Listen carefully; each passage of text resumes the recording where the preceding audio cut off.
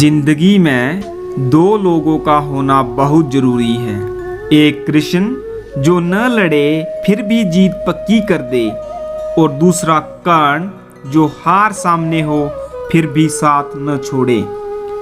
नमस्कार दोस्तों, आज हम बात करेंगे कि मन को कैसे नियंत्रित किया जाए। भगवान श्री कृष्ण ने गीता शास्त्र में मन को नियंत्रित करने का मार्ग बताया है।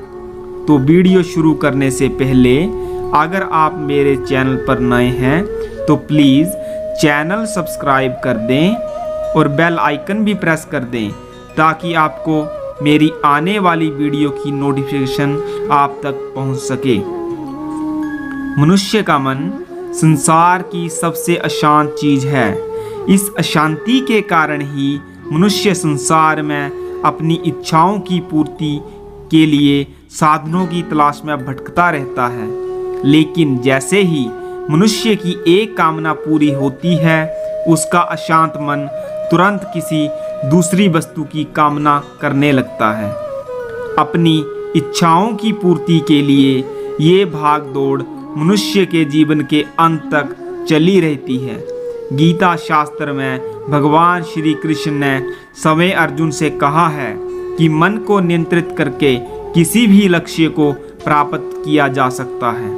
तो इस पर अर्जुन ने भगवान श्री कृष्ण से पूछा कि आप तो कहते हैं कि लक्ष्य की प्राप्ति के लिए मन को नियंत्रित करो, परंतु मन तो वायु की तरह चंचल है और इसे नियंत्रित कर पाना असंभव है। इस पर भगवान कृष्ण बोले, हे पार्थ, मन को नियंत्रित करना कठिन तो है, परंतु असंभव बिल्कुल नहीं।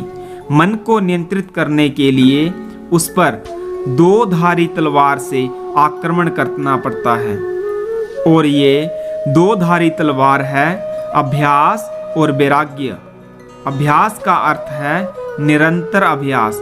मन को एक काम पर लगा दो, वो वहां से भागेगा, पर उसको पकड़ो और फिर काम पर लगा दो। ऐसा बार बार करने पर आपका मन आपके नियंत्रण में आ जाएगा। इसे एक उदाहरण से समझते हैं।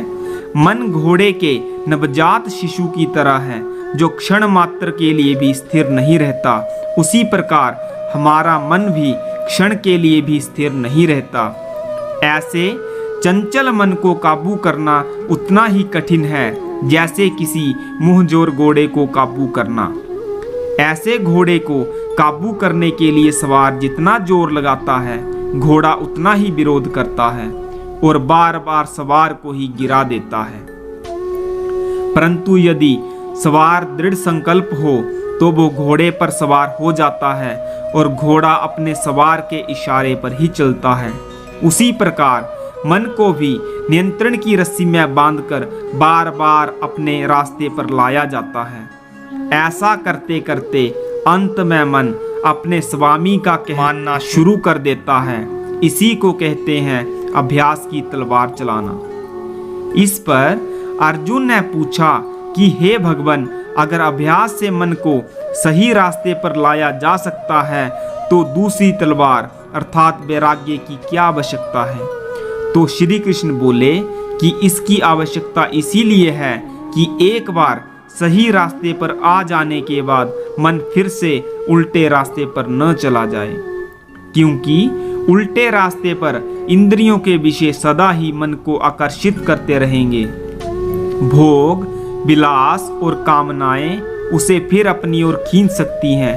इसीलिए मन को ये समझना जरूरी है कि ये सारे भोग सिर्फ भ्रम है, मिथ्या है।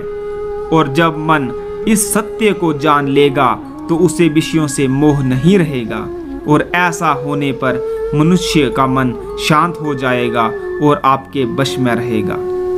तो दोस्तों, आपको ये वीडियो कैसी लगी आप कमेंट बॉक्स में ज़रूर बताएं, और वीडियो को लाइक एंड शेयर करना न भूलें। धन्यवाद।